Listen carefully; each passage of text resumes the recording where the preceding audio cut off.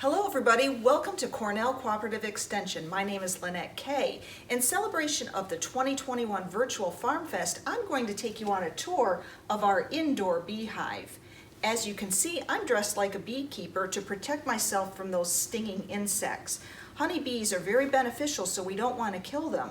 They're only going to sting us if we annoy them by disturbing their home, we step on them, which is why we always want to wear shoes when we're running around outside, or if we try and squeeze them, they're going to try and sting us. Honeybees can only sting once, so they're very picky about when they sting. But I'm dressed as a beekeeper. I need to make sure I have long gloves that go up over my sleeves so that the bees can't get down in them. I also have this hat with this stylish veil. Isn't it beautiful? This prevents the bees from getting up into my nose or in my eyes or my ears where they would just love to sting. I also have a one-piece jumpsuit on so that the bees can't get inside between my buttons or anything like that. There are 3 types of bees in a honeybee hive. The first ones are the drones. They're the boy bees. We tell them because they have big eyes, bigger eyes than the girls. They're also a little bit bigger than the girl bees. And their only job is to mate with the queen. Bzz, bzz, bzz, bzz, bzz, bzz, bzz, bzz, bzz, bzz, bzz. The second type of bee in the honeybee hive is the worker bee. And the worker bees do the cooking, the cleaning, the laundry, the grocery shopping. They take care of the babies. They build the hive. They protect the hive. They do it all. That's why they're called worker bees. Let me explain. The worker bees are the bees that go out and visit the flowers. So that's kind of like their grocery shopping. Because as they visit the flowers, they buzz around on them and they get pollen stuck them. Have you ever stuck your nose into flower and got some yellow powder on your nose? That's the pollen. That's what the bees are collecting. Sometimes if you look closely at a bee, you'll see some of that pollen gathered on its legs. The pollen is the food for the bee. So the bee goes and visits the flowers, it gets some pollen, and it brings it back to the hive, where it's going to make bee bread, and that's part of the food that they eat. So they gather up all the pollen, they mix it up with the nectar, and they make bee bread. And they're going to store that inside the hive, in the honeycomb. I'll show you that in a little bit. The other thing that the bees do is they clean. The worker bees clean. They're busy, busy, busy bees all the time. Another of their job responsibilities is to feed the babies.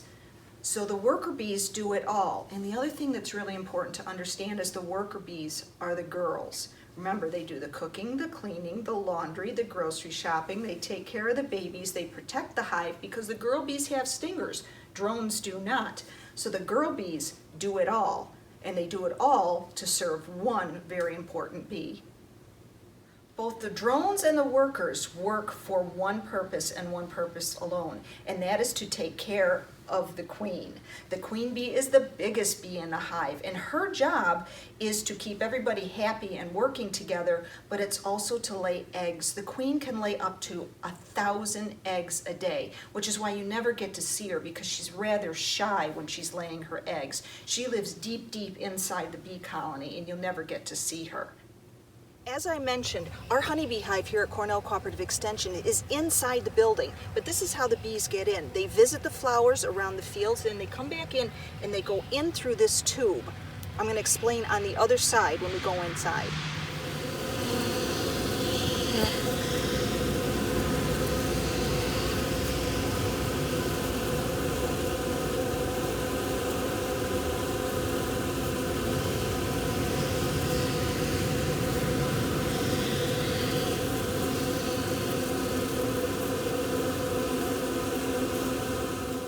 Here's the tube on the inside. Remember, the bees are going to come through this tube. They're going to come inside here, and they're going to come into the hive. And if we open it up, you can see all the bees inside there. And we're going to talk about that in a little bit. They don't like the light, so I like to keep them closed up.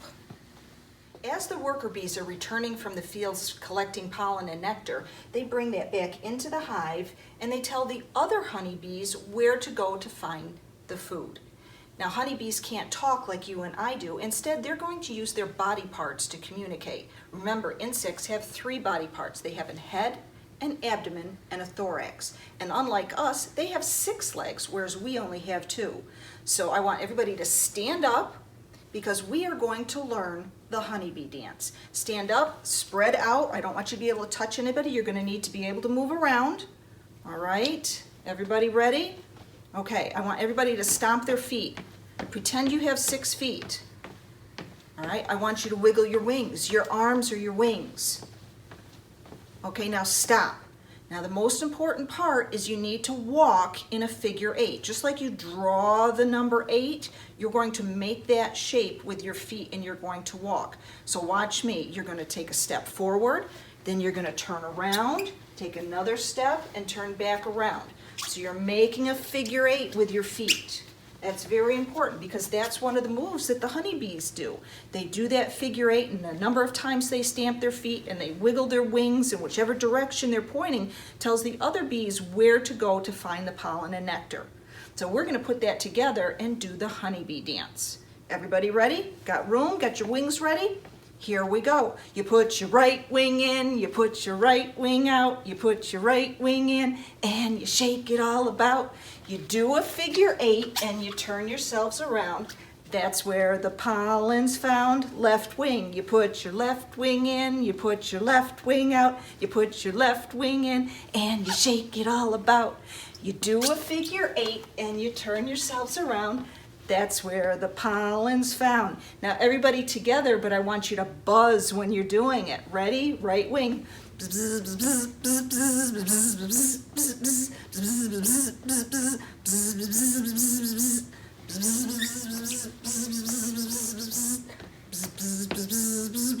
Left wing.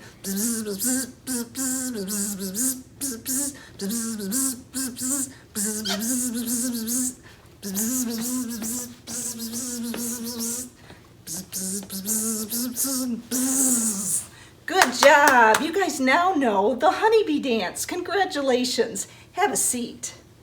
Let's open up the hive and take a look and see what's going on.